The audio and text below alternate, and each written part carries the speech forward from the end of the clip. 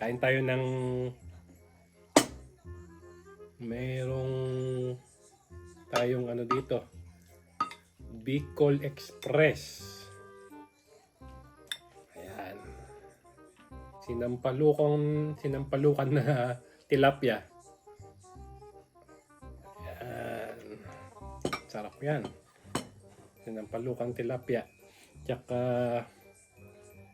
nagluto si Mami ng ano ba to? Miswa with dumpling. Kain na tayo mga lods.